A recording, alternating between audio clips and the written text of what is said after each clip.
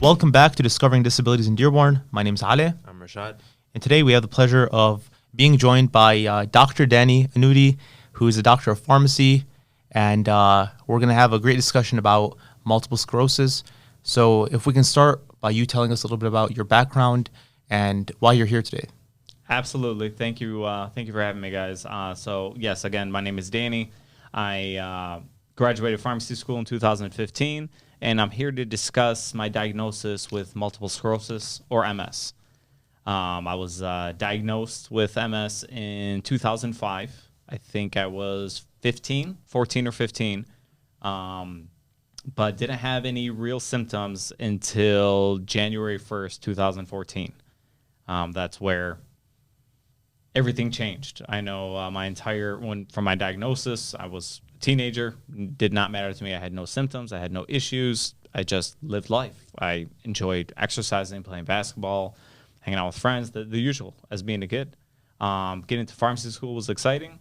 And there was New Year's Eve, specifically in Vegas. Went with my now wife, my brother, and my best friend. We were there, rooftop of Vegas, bringing in the new year. We were dancing for like 12 hours is what it felt like. So, yeah, we were all through extreme stress on our bodies. So once New Year's hit and we all said, okay, time to go home, time to go to the hotel, relax, my left leg buckled. We took one step down the standard steps in the Las Vegas Caesars Hotel, and I fell to the floor, and we laughed.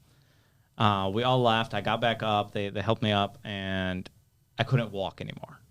There wasn't a step I could take with my left leg. So, yeah, my brother and my best friend and my wife took me all to the edge of the street, and we, consulted an officer who thought I was drunk. Said, nope, he's drunk. You got to walk around. We have the whole street blocked off. The hotel is across the street.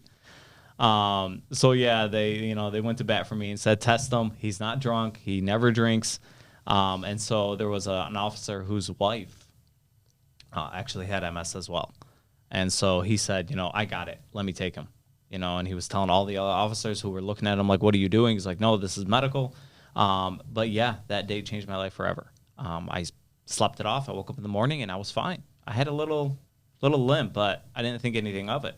I went back to the gym. I started exercising even more than I ever have, thinking I can get back to where I was. But as time went on, my leg just kept giving out, and I was never the same. So my final year of pharmacy school was the hardest.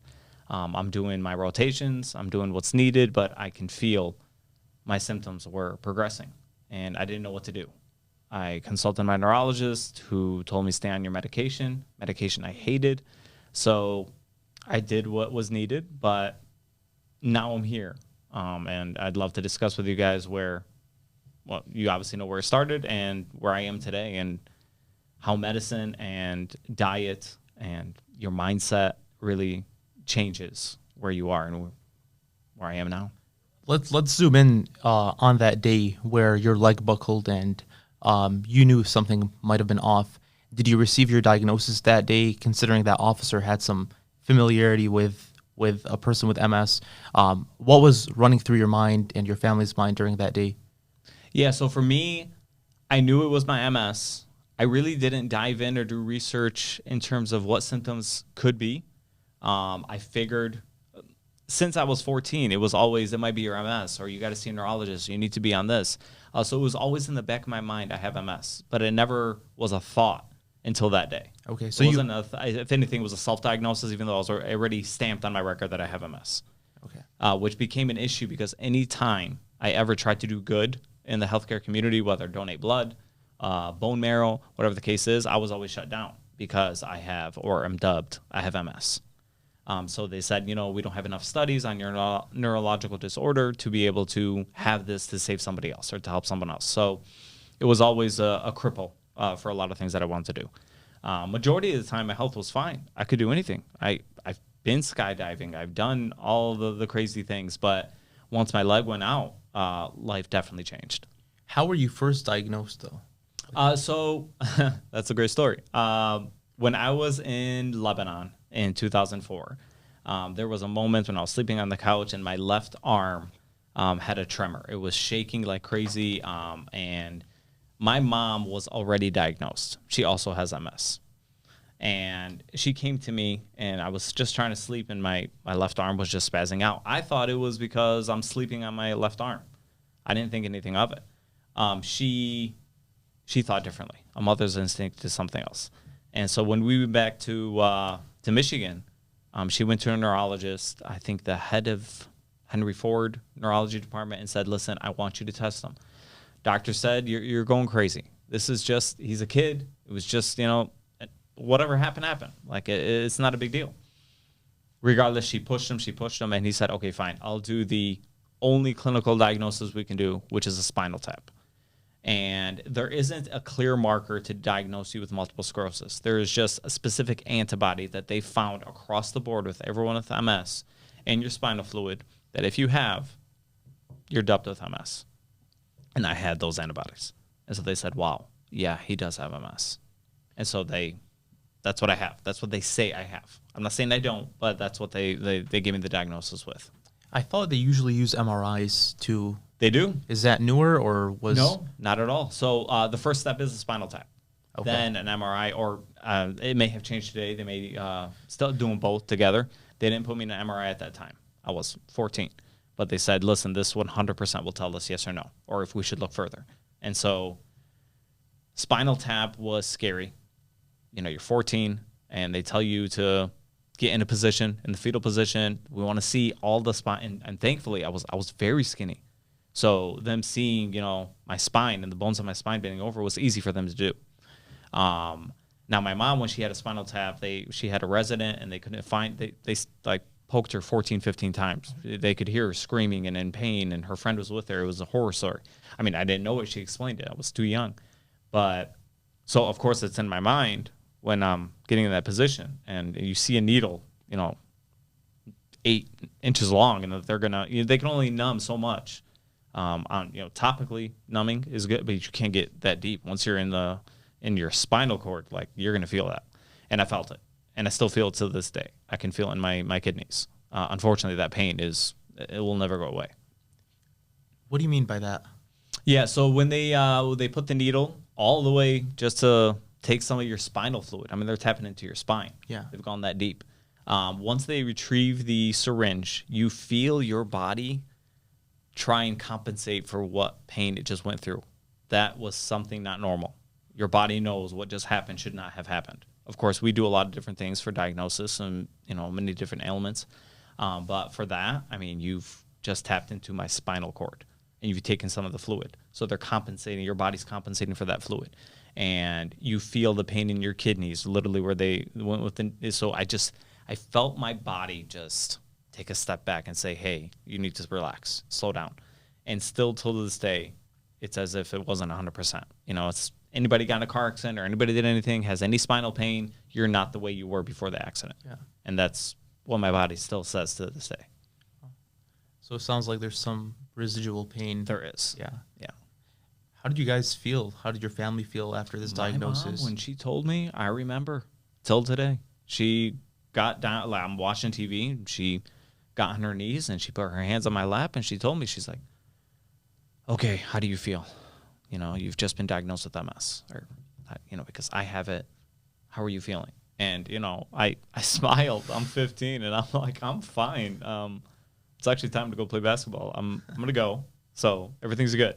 And yeah, until 2014, it was like that. Everything was normal. I was, invincible. I was young. Everything is fine. I can do what everybody else can do. I can be a part of the norm. Today is not the same. I don't feel part of the norm. And that's where most of my difficulties come from. Because living majority of your life where you're invincible and you're fine and everything's okay, and then God has other plans, and then you just you take a step back, and you have to learn. And I'm still learning today on how to battle my mental health with this, and with the idea of I'm not like everyone else, and that's okay. It's hard to still say that's okay, but I'm getting there slowly. You mentioned in that your symptoms really caused a struggle for you in your last year of pharmacy school, right? Mm-hmm. How was that? You know, you mentioned that you were in Arizona, Yes. right? So you're away from home. Did you have anybody there with you? Did you make friends throughout pharmacy school who understood your condition? Did you meet anybody who had the same condition?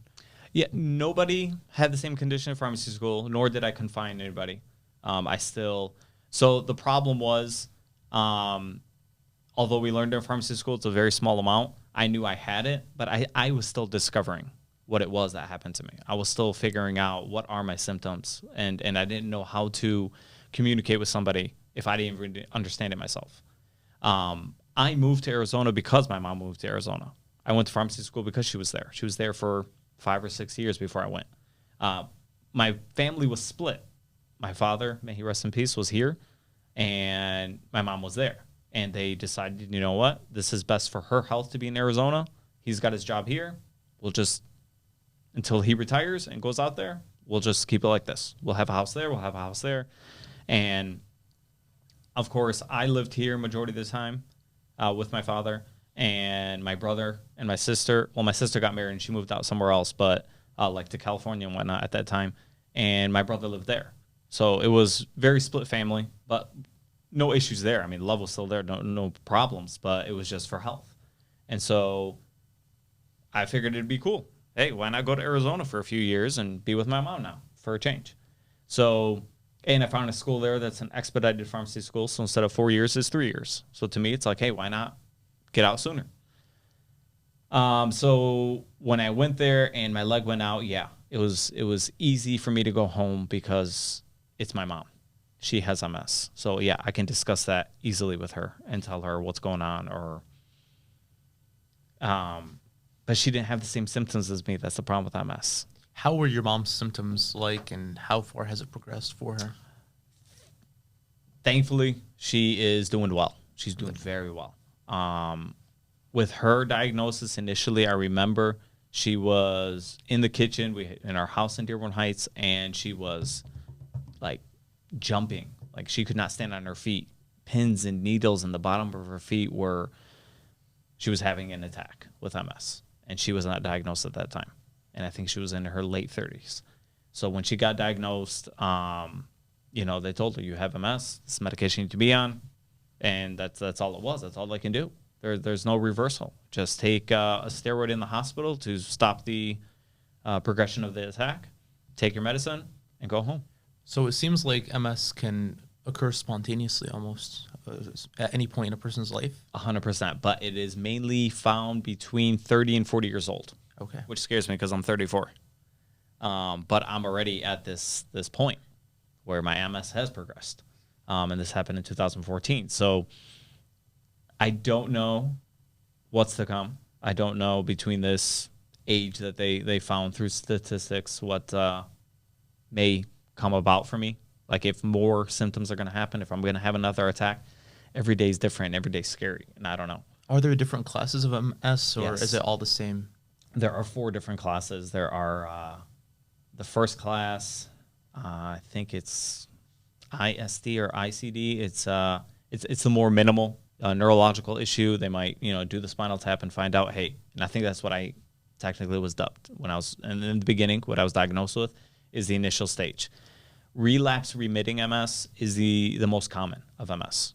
You have MS, you have symptoms. This is what brought you here, what got you diagnosed, and this is what potentially you could have another attack, but it's relapse remitting. So you could have a relapse and then you remit. Progressive MS is stage 3, where you're continuously, probably every month or so, if not, sadly, are progressing to another symptom. Your leg went out, now your left arm, now your slurred speech, which I'm feeling I'm having now. Slurred speech. I mean, I can feel my tongue swelling or having difficulty to say what I want. But that would be with progressive. And then there's secondary progressive. There's primary and secondary, forgive me. The secondary is the one where you might get a symptom every month or so. Primary is, it's bad. Your life could end fairly quickly because we're talking neurological. So because most people that die from MS is because their brain has been affected now. Their spinal cord's affected and communication is no longer. So when your leg buckled that day, how old were you? Ooh. 2014 to I forgot how many years ago this was. We're 8 years ago. 8 years ago. I'm 9 years 34 ago now. Yeah, now. 8, 9 years yeah, ago. yeah. So I was mid-20s. Okay, so it took that long between the age of 14 when you first received that diagnosis and the time your left leg buckled. Did you feel anything progressing, or was it? Absolutely. You felt something was off. Something was off. Okay. I love to exercise. I love to play basketball. And my biggest thing is my stamina. And I know I need to run. I need to run, and how fast and how long can I run? And I would always, when it came to the finish line, my mind is finish strong. Finish strong. So just go as fast as you can. And every single time the end came, and I would go as fast as I can, I would think, why is my left leg dragging? There are portions of me speed running as fast as I can that my left leg would slightly grip the ground, like it was weaker than my right. And I never thought anything of it. Never. I was like, okay, I finished strong. And I'd sit down and, gasping for air, you're drinking water. But my left leg would always just lag at the end of that run.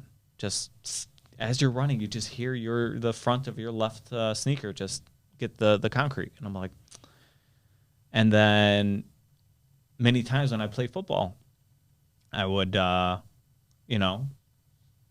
I'm quarterback or I'm receiver, grab the ball, I come down from jumping, and then my left leg would be the weaker part. It would buckle, and I would fall, and I sprained my ankle. Basketball, same thing. Sprained my ankle. Left leg. And then my left leg went out.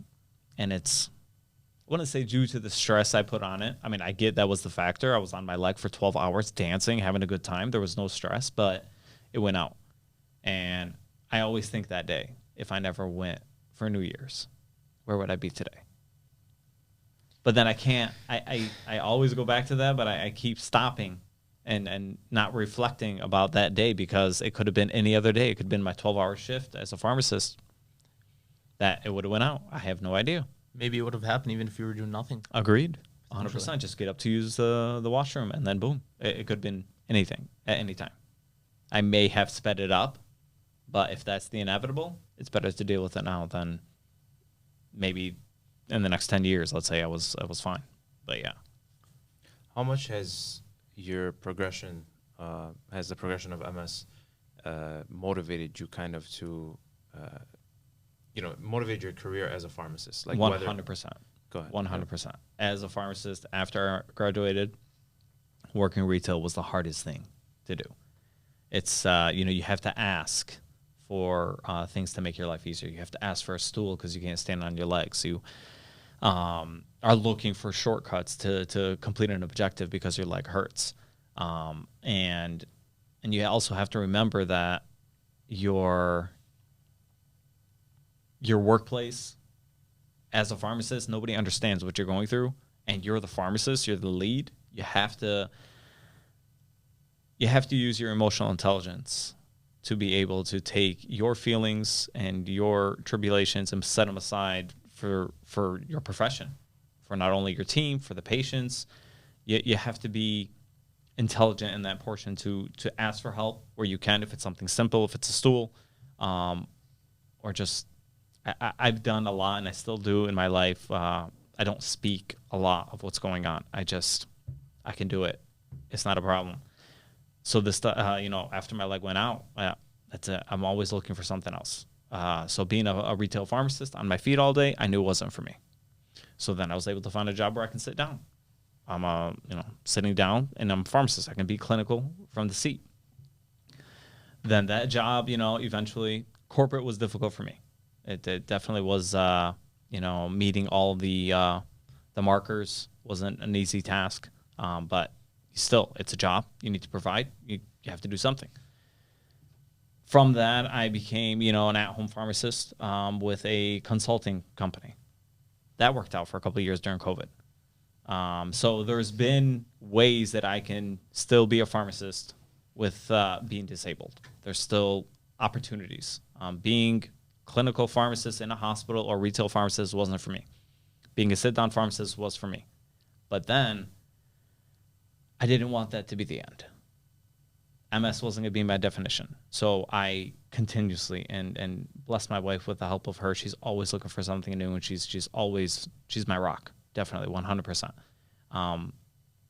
Every time I listen to her, I land on high ground. I know this. As much as it pains me sometimes to be like, you're right. Yeah, she's right 9 times out of 10. So yeah, no, through her recommendations, something I haven't thought about, or because I'm looking into pharmacy, we both decided it's time to open a pharmacy. And so, yeah, now I'm in a position where I can do what I want in my own pharmacy. I can sit where I want. I can ask for help. I have the help, or I'll hire help, or I'll pay for it. Thankfully, alhamdulillah, I'm in a position where I can focus on me, that I have the pharmacy. It's doing what it does. I have the help to continue to provide for my family. But now I can look at other remedies that can help versus, and everything is different. It can help or it can hurt, but I'm trying.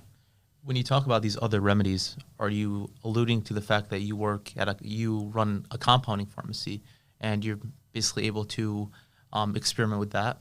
Yeah, absolutely. So I'm thankful in a compounding pharmacy that we're able to customize unique dosage forms for anybody and everybody, depending on their ailment, whatever it is, pain, a wart treatment. I mean, we do so many different things. With MS, there's some stuff that we can do. And I have a couple patients that have MS that are on these remedies, and I'd love to follow up with them. They just started, and I'd like to know how it's helping them, so I know whether I want to start with it. But like I spoke about before, every single person is different, because the person I met recently is the same age as me, was diagnosed the same time I was diagnosed, and her symptoms are 100% different. She does not have what I have, and I don't have what she has. So we all, regardless of MS, any disability or anything in life, we all have problems. We all have difficulties, and we all manage them different ways. Some things work better than others for different people. So I can't tell you this is what works. Can you tell us a little bit about how you manage your day-to-day life and what kind of accommodations you need and what you look for? Oh, absolutely. So for me, it's come to a point where, unfortunately, I wake up already fatigued. I wake up already in pain. It's just consistent now. And around what time do you wake up? So do you wake up from the pain? No, not at all. I do wake up a couple times throughout the night, and I don't know why. It doesn't have to be to use the bathroom. It doesn't, just randomly wake up. And I do take those opportunities, times, not all the time, but sometimes I do take those opportunities to pray, go back to sleep. Sometimes I wake up for my daughter. She's, bless her heart, she's only 1.5 years right now, so she still has her moments of waking up. But again, I go back to my wife. If it wasn't for her, she goes, she quiets her, she puts her back to bed. And we all go back to sleep. We do the best we can, but that's what I mean about life, is we all, may go through this. We get married, we have kids. We're all going to have these problems. I mean, I can 100% tell you that nobody has had a newborn and they've slept through the night from day one. Of course not. But regardless of lack of sleep, or the most I can get when I wake up, it's just pain and fatigue is the clear sign with MS. I mean, that is, with everyone, you can stamp on there one way or another, they're going to have pain. One way or another, they're going to be fatigued. One way or another, they're going to have memory issues. They're going to have speaking issues. So my difficulties, to lay them out for you, yes, I have pain. As I'm sitting here, I feel the pain, which also could be fibro.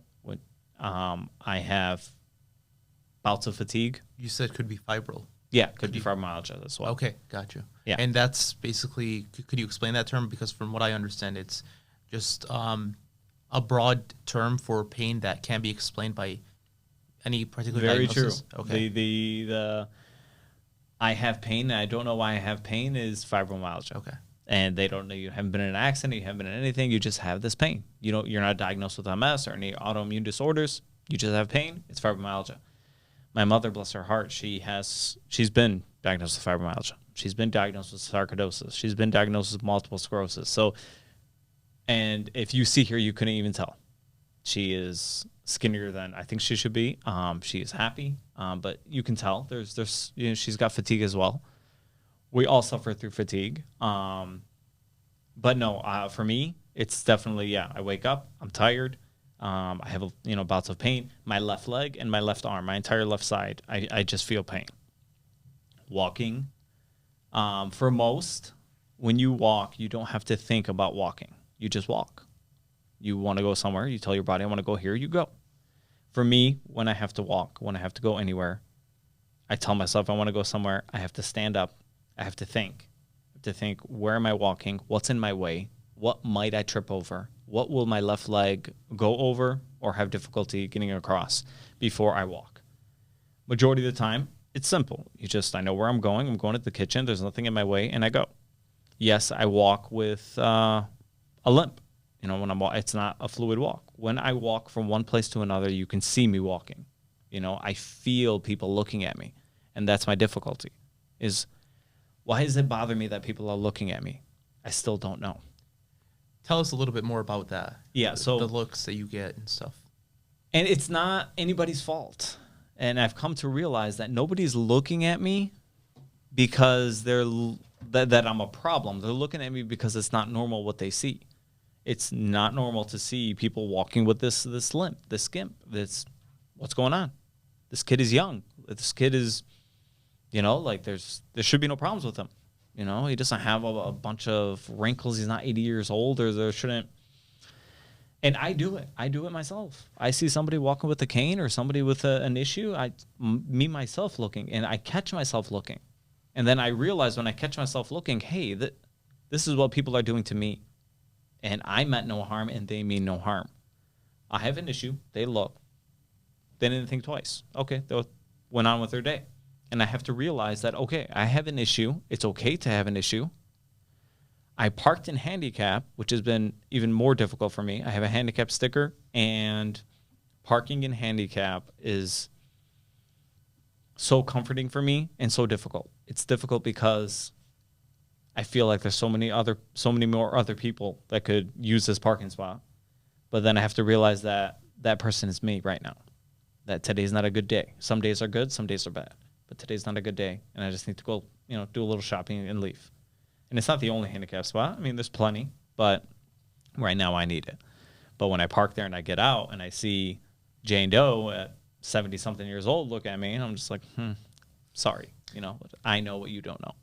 And then, of course, when I start the walk, they're like, oh, okay, but I don't want be careful, he needs help, or that's my difficult part, because like we talked about, for so many years, I've never had the need. I've always been the one to want to help somebody, but now I'm the one that people are looking to help, and that's hard for me to accept, because I still feel like I can do it.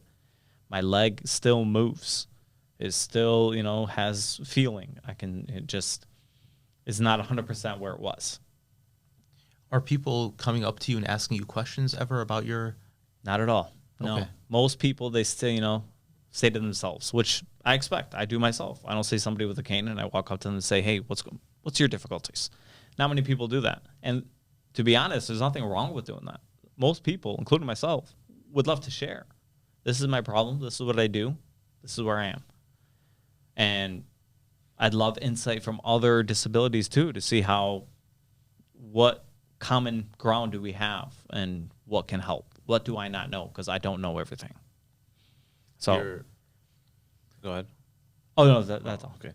I was just gonna say your social media page is like loaded with, helpful remedies and recommendations for not just MS, but like tons of conditions, and a lot of those remedies are like foods or vitamins. Do you want to, give some recommendations to the viewers today, or discuss that a little bit more? Yeah, absolutely. So I haven't done much in social media lately, ever since, we started the pharmacy. But the MS pharmacist is something I started because I find it unique to me. I'm a pharmacist with MS. And just like I met that lady who got diagnosed and has the same age as me, I'm not saying there isn't anybody else out there that is a pharmacist, that has MS. But I felt like that page could help a lot of people. I've done a lot of things. As we talked about, I've attempted different things to try and get me back to square one. And my diet change has tremendously, drastically, 180 changed my life for the better. There was my sister-in-law in Toronto. She is big on saving the world and different, health remedies and everything. And one day, I forgot, I think it was in 2017. Yeah, 7/1/17. That was the day. I'll never forget it. July 1st, 2017, she said, can we all, her entire family, and of course, I was there, can we all be vegans for 2 weeks? Just 2 weeks. Up to my birthday, and we celebrate my birthday in Toronto, and we're back to normal. But let's try it. 2 weeks went by, and it was like New Year's for a majority of the family. It was like, yeah, give me my meat, give me my dairy, give me this, give me that. And I couldn't go back. I told them, you guys, I feel 100% better. Like, no, thank you. I'll take the pasta with the olive oil. I did not want any of the dairy, any of the meats that they made. I was like, no, thank you. Ever since that day, I've never had any chicken or any meat. I've cut out all chicken and meat since 7/1/17. How about seafood? Seafood, I brought back. So to explain, with diet, there is no remedy that's going to help everybody. With me, what worked for me is where I am today. They dub it I feel like I'm saying that word too many times, but pescatarian. A pescatarian is one that eats fish but does not eat meat or chicken. Yeah. So my dairy affects me, causes a lot of inflammation in my body, and I feel it when I have it. But I can't get rid of dairy. That's my vice.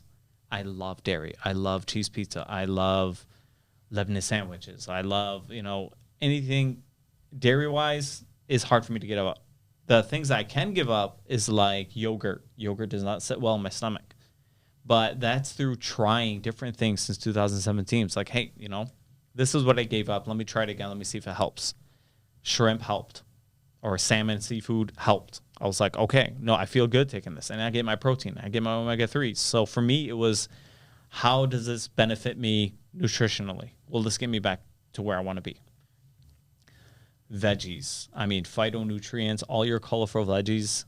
Salad on a daily basis is a must. I need the vitamins that, everybody wants to take vitamins, to get better. But vitamins from natural vegetables, you can't beat it. Yeah. So, yes, my diet mainly consists of, I'm a part-time vegan. So I'll try and avoid it if I can. I'll have, fish maybe once or twice a week. A lot of vegetables. No chicken, no meat. So it sounds like you did a hard elimination diet and I then did. slowly reintroduced things. 100%. So I cleaned that's it. 100% vegan. Ever since that day, I'll try something. Would you recommend that approach for other conditions or for people with MS? 100%. If anybody is willing to try a drastic diet change, 2 week, highly recommend it. 2 week vegan, which is not easy. If you go to any grocery store and you buy your regular stuff and you look at the back and you look at allergies, and if it says product may contain milk, you cannot have that. Have you heard of other people with MS try this approach? Yeah. Oh, yeah. There was just a virtual seminar with a doctor on on nutritional diet from the Multiple Sclerosis Foundation. It is a worldwide foundation for MS. I unfortunately was not able to attend the foundation, although I signed up for it. But I have the seminar that is, going to be recorded, and I can't wait to watch it to see what they said about it. But no, it is conversation time and time again. They talk about diets, but regardless of MS, diets for so many different, autoimmune disorders or any ailments, you feel so much better. So when my leg went out in 2014, my walking, like my left leg to walk, I would have to swing it. So I can't walk straight. I would have to swing my left leg in order to get to where I want to go. And that, you want to talk about people looking at you, that's when I started feeling it. It's the only thing I could do. in order to, I'd have to lean to my right and swing my left leg. That's the only way it would move. I could not bend it. It would not move. Ever since I changed my diet, that's when it moved. Wow. It limps, but I move straight. How soon after did you notice that you could do that? Ooh, that's a great question. 3-4 months. Wow. 3-4 months. But I felt it after 2 weeks. You felt an improvement in the mobility 100% of it. because I could never bend my toes. I couldn't bend my toes ever since when my symptoms to my leg reached its max. My leg I had to swing my leg to move. I couldn't bend my toes. I couldn't pick anything up with my toes. That's it. After 2 weeks, I see my toes moving again, and my leg wasn't swinging. I was able to walk forward. It was with a limp, but I can walk. I can walk straight. It just looked like I injured my leg. Like somebody gave me a Charlie horse on my quad, and that I had a little pain, and I'm just walking it off. It was not what it was. And so I would never go back to chicken or meat. I'm not saying that was the reason, but I know that when I cut everything out and I slowly now, yes, they asked, like my family asked me, okay, if you slowly started, adding dairy and what dairy doesn't work for you, if you added, fish and fish worked for you, have you tried adding chicken again? Have you tried adding meat again? See if that works for you. And I have. I tried chicken and I vomited. I tried meat and I vomited. Both of them did not sit well in my stomach. Maybe that long period of time going without it. 100%. So it could be it still works for me if I eat better meat or better chicken or cleaner, because I don't know where they get it, how they make it, how they cut it. But I know it didn't sit in my stomach well, so I didn't want to attempt it again. It's my body saying, listen, what you're doing is working. So I had to listen to me. So I'm like, okay, no, thank you. And it's not hard to cut chicken or meat out. There's many different dishes with seafood. Or if I didn't want to do it, there's a lot of different options, being a vegetarian. What other remedies are you using besides your diet on a day-to-day basis? So with MS, severe constipation can occur. No matter my diet, that's always a problem. Constipation is always a problem. I have to exercise, and I am not good at doing it because of my left leg, because I'm in pain. Because when I work and I come home, I'm tired, I'm in pain, but I have to find time, 10 minutes. I'm not looking for a lot. 10 minutes of just on the treadmill in a safe area without anybody, because I'm still having difficulty with this, staring at me.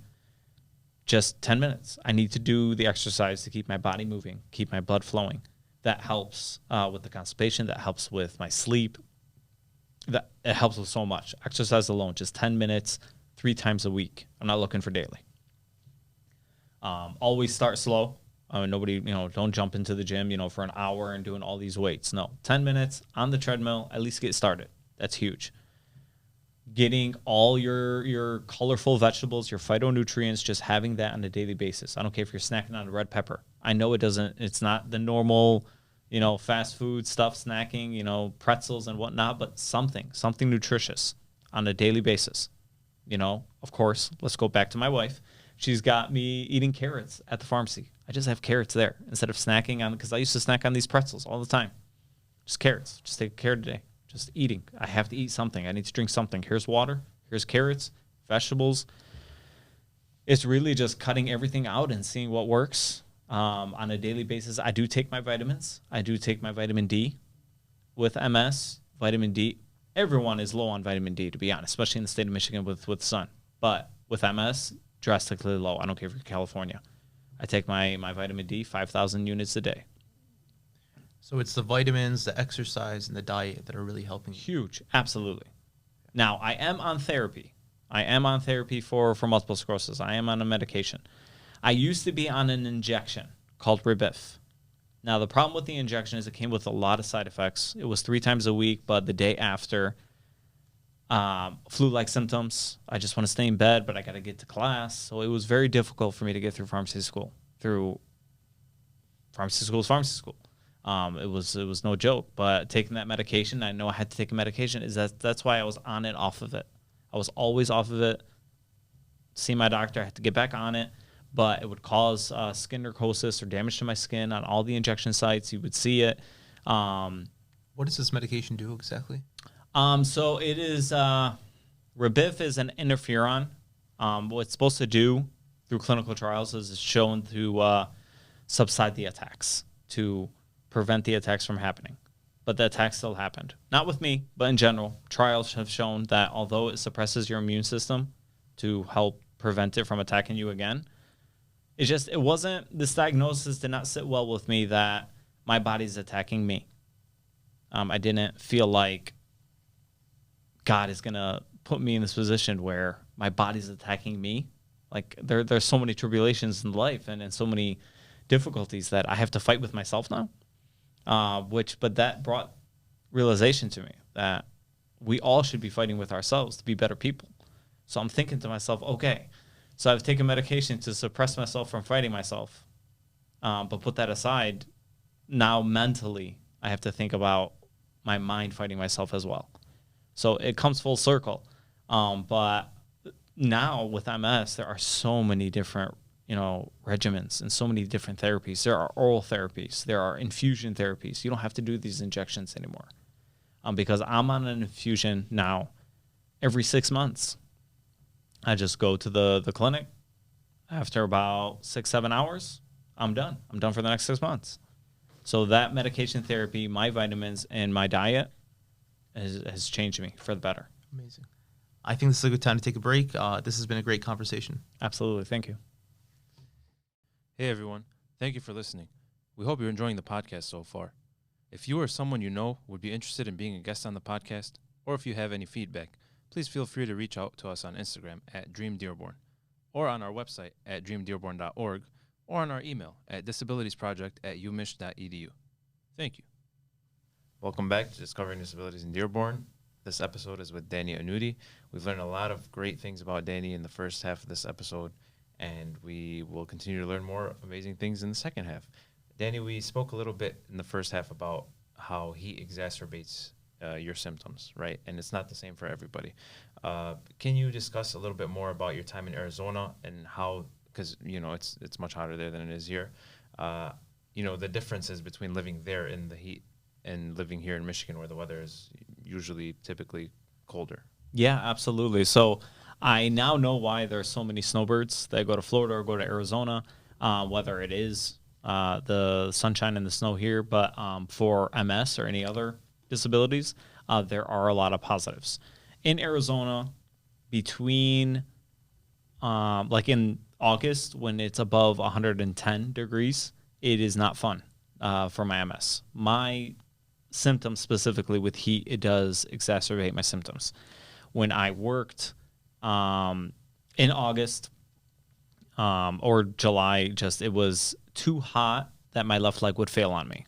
So it just, now what I mean by fail is that I wasn't not able to walk. I was able to walk, but I could not, my mobility was restricted drastically, especially with heat. So when the sun is on you, it is very difficult for me to move.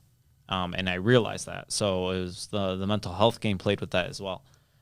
Because I'm just a pharmacist that is leaving the pharmacy. I think I worked at Target at the time. I'm wearing a white coat and I can barely move. And so, of course, all eyes on me is at least what I felt. Now, when I came back from Arizona, the cold helps me. It does help me. Not too cold. I'm not saying I want to be in sub-zero degrees, but colder temperatures without the sun on me all the time, my mobility has been much improved, which also was an obstacle when it came in Michigan because Michigan's roads are not like Arizona, or walking's not like Arizona. But in Arizona, the positives outside of summer, 70 degrees every single day and sunshine not only helps you, again, with your mental game, because you just waking up, the sun is out, the weather's beautiful, you can drive with the windows down every single day. So it was nice during that time. But those 3-4 months in Arizona, after my leg gave out and my symptoms started to progress, was very difficult. So Michigan's weather seems much more accommodating than Arizona's, but are other aspects accommodating about living in Michigan? Are there more accommodations here, more resources that you see in Michigan relative to Arizona? I don't see, it's to me a lot more difficult here in Michigan because accommodations, both here or Arizona, to me felt the same. Now, granted, I'm spending more time here in Michigan than I did in Arizona with my disability, so I couldn't tell you 100% when I was in Arizona, because I could always find a handicap spot in Arizona as I can find it here. Some places less than others, but my difficulty here in Michigan, regardless if I park handicap or somewhere else, I do also have to be conscious of where I'm walking there as well. Potholes, sidewalks in Michigan are always a problem. There is no fix. In Arizona, I never had to worry about walking there in terms of if I'm going to step on a crack. There in Arizona, they're good. Their pavements were always, it's always sunshine. It's raining barely. There's no snow. Here in Michigan, yes, the weather causes an issue with the ground. And so I have to be wary of where I'm walking, who I'm around, and where I'm headed before I start walking, because my right leg is my anchor. That's my cane, for lack of a better term. If my right leg does not land on solid ground, it's going to be a problem where my left leg is going to fall if I lose my balance, because then if my left leg buckles, I'm on the floor. If I land on solid ground with my right, but I step with my left and there's still another pothole in it, it's a challenge anywhere I walk. Does that happen? Sorry to interject, but does that happen often, or has it? It does not. Okay. It does not, because I'm good at it now. You're very conscious. I'm really good at it. If I'm parking handicap, but I see a lot of difficulties before I stop getting to where I want to go, I won't park handicap. I'll park somewhere else where I can get to the sidewalk and just make my way. I'm a wall walker, if that even makes sense. So what I mean is, you were asking me about my regimen in the morning and whatnot. I live on, upstairs. I sleep upstairs, so I have to go up and down stairs. And I took that as a challenge. Every single day, I want that as a challenge, whether I'm holding my daughter or just myself. I wall walk. So what I mean by that is, I take a step, I use my weight to my advantage. So I hold the rail when I take a step with my left leg to the left. And then there's no rail to my right. When I go to my right, not all the time, but more often, I do use my right elbow or my shoulder to lean on the wall, or my hand. So I wall walk. So I'm always shifting my weight to help my balance and my comfort going downstairs. More difficult when I'm holding my daughter, because she's in my right hand, so I can't use the wall unless I'm going to squish her hand, which I did once. But no, but overall, so yeah, going up and down the stairs, I have to make sure that I'm using my weight and the walls and my surroundings appropriately. Just like when I'm out and I park, I need to know that, okay, is there a wall that I can stop, or I can just be to myself just to rest my leg before I continue? Is there snow? Is it shoveled, or do I have to go through that? So yeah, in Michigan, it's more difficult than in Arizona. After, when I'm walking, just depending on the road.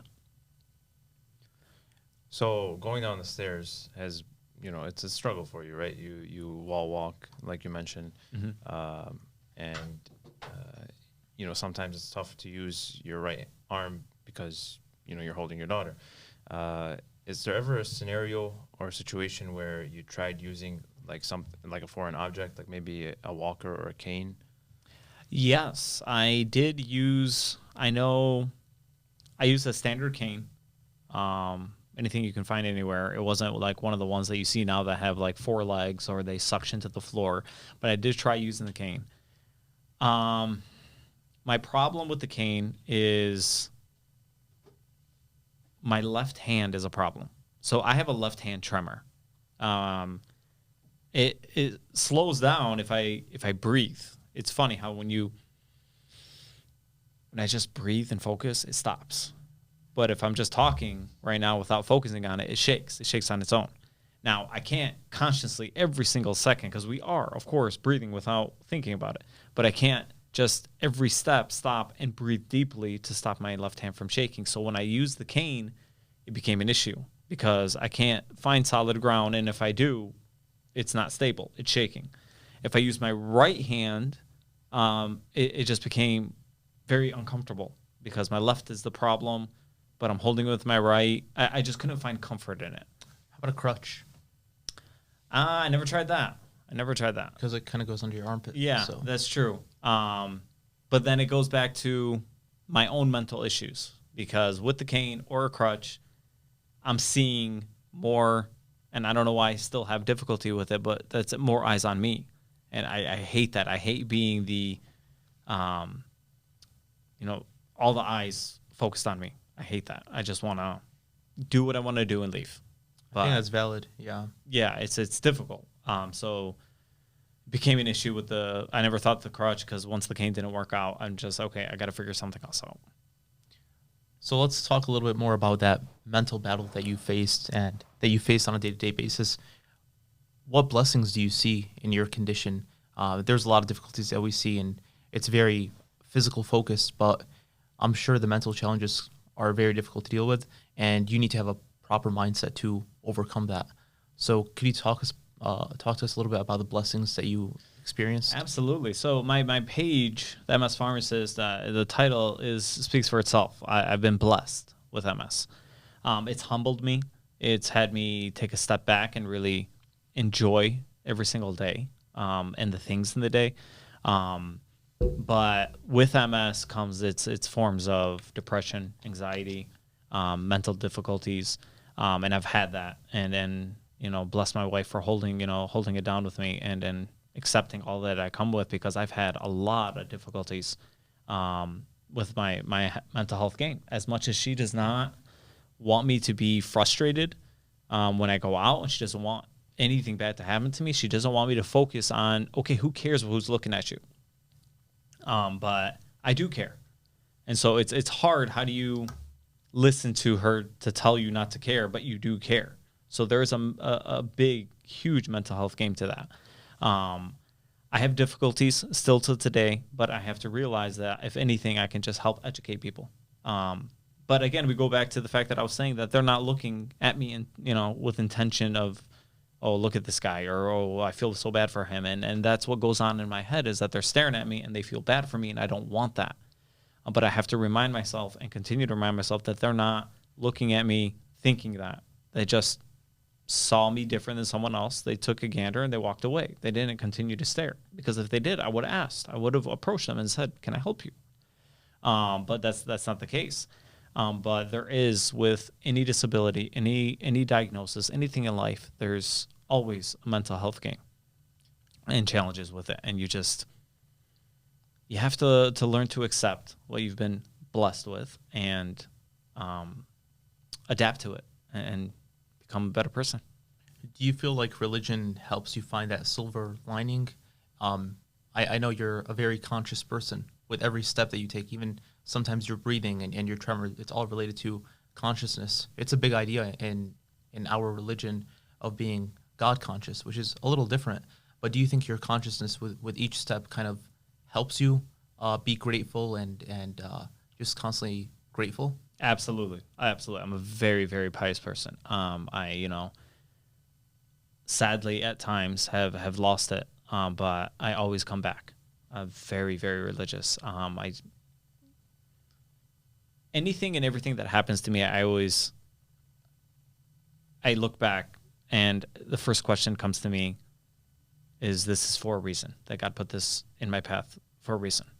There's someone either I can help, or there's something I can do to be a better person, or there's always a meaning to it, is my mindset, is that God has put this for me for a purpose. And as much as I find God as a comedian, I always, every single time something really, really bad happens, and it just, I don't mope about it. I just look up and I laugh.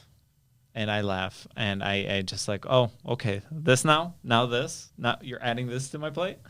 And I joke about it, and I take a second to laugh about it, because there's nothing at that moment I can do except adapt. Okay, you put this in my path. Thank you. Whether I want to laugh about it but I have to figure it out. I have to get to point A. But this is what you put in front of me. I still have to get to point A. Laugh about it, deal with it, figure it out. Because at the end of the day, tomorrow's not another day. And you have to do it.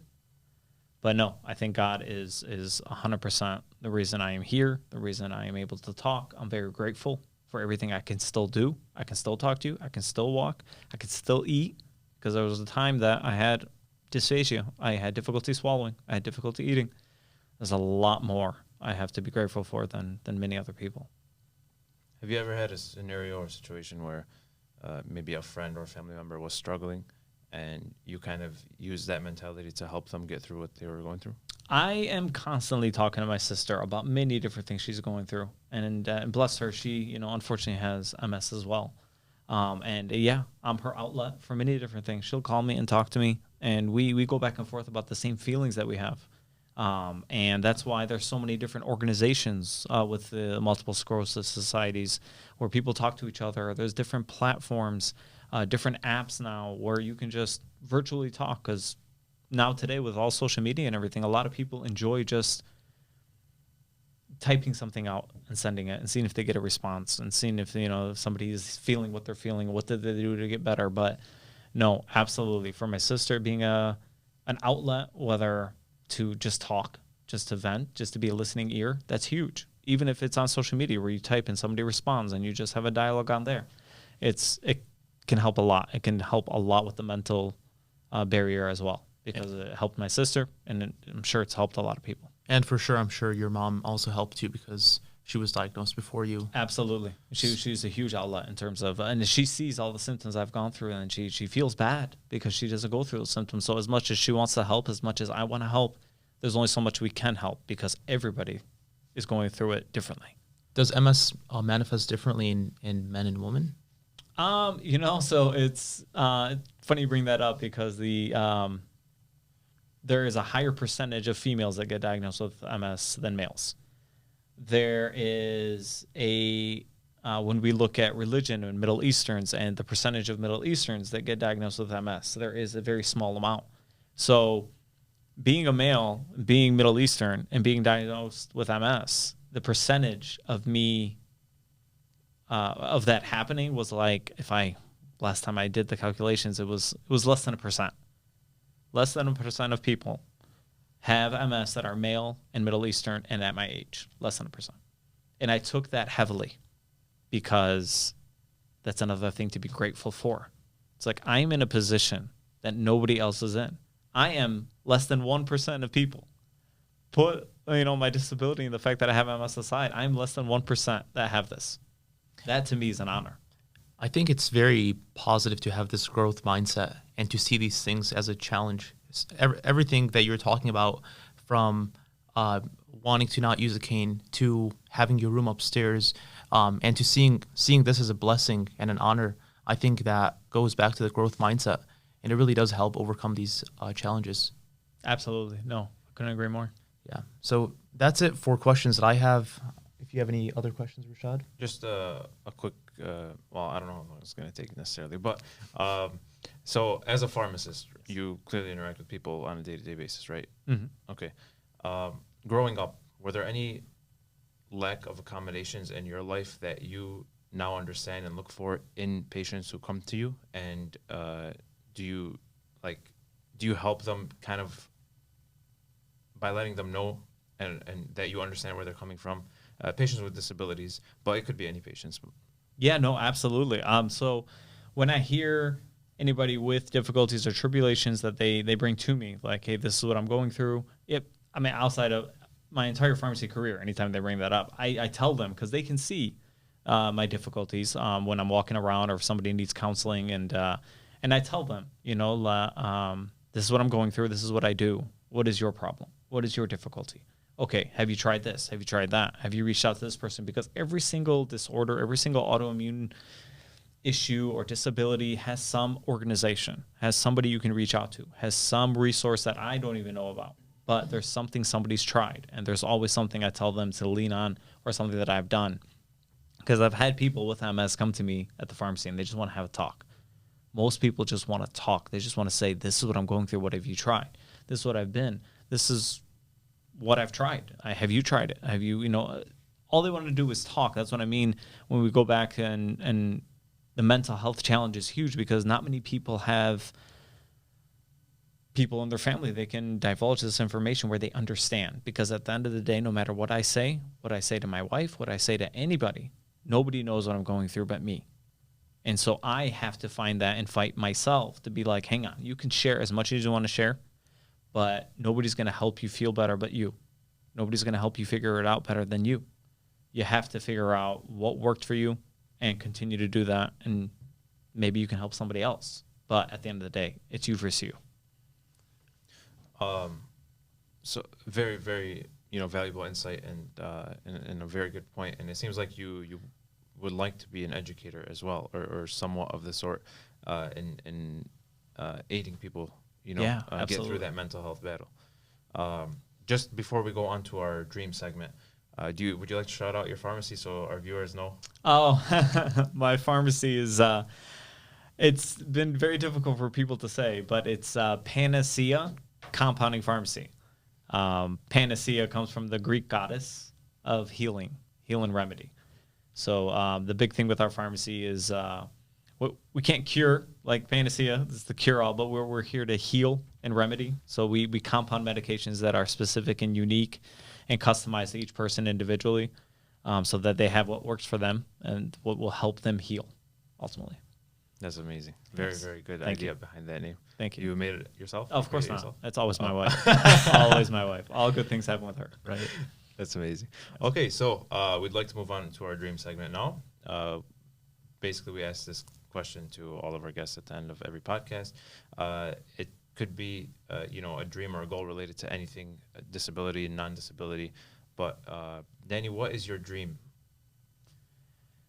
My dream is to be happy.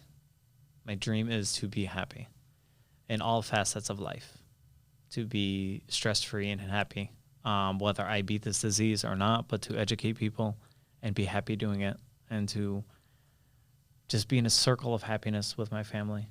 Absolutely. Very well said. Beautifully. I think you're on this pursuit of happiness, and you're definitely making others proud of you, and making us all happy by being around you. So thank you for being a light to everyone with MS and otherwise. I think this is a very informative episode, and we're honored to have you. So thank you so much for everything. Of course. Thank you, guys. I appreciate it. And with that, thank you to our viewers for watching at home. Please be sure to follow us on our social media on Instagram, Facebook, and YouTube at Dream Dearborn, and visit our website, dreamdearborn.org. We'll see you on the next episode.